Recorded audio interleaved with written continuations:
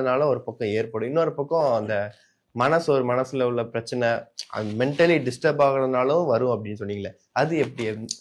ஆக்சுவலா இப்ப எப்படின்னா, நம்ம எல்லாத்துக்குமே இப்ப நீங்களாகட்டும் நானாகட்டும் லைஃப்ல ஒரு சர்வைவல், ஒரு செட்டில் ஆகணும், இல்ல நம்மளுடைய லைஃப் நல்லா லீட் பண்ணும் இப்படிங்கிற தாட்ல தான் நம்ம ஓடுறோம். இதே வறுமையில் இருக்காங்க இல்லையா?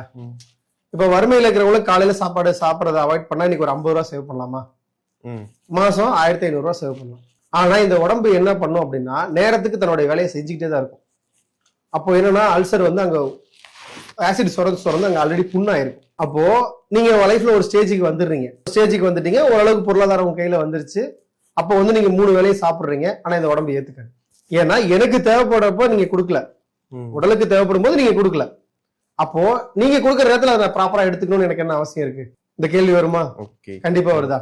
அப்போ அந்த நேரங்கள்ல என்ன ஆகும்னா, இவ்வளவு நாள் நம்ம அடையாத டிப்ரெஷனை இந்த அல்சர் வந்ததுக்கு அப்புறம் நம்ம கொடூரமா இருக்கும். அந்த டிப்ரெஷன் இந்த சாப்பாடு எடுத்துட்டு மேல வருது, சாப்பிடறதுக்கு முன்னாடி வயிறு எறியதுனால என்ன ஆகும்னா கடுமையான மன உளைச்சல் ஆகும். அந்த கடுமையான மன உளைச்சலாலே மறுபடியும் உள்ள புண்ணு அதிகமாகும்.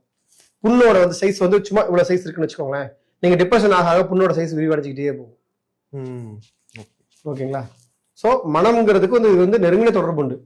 இப்போ நீங்க அல்சர் பிரச்சனை இருக்கவங்களுடைய கேரக்டரே சொல்லலாம், ஈஸியா சொல்லலாம்.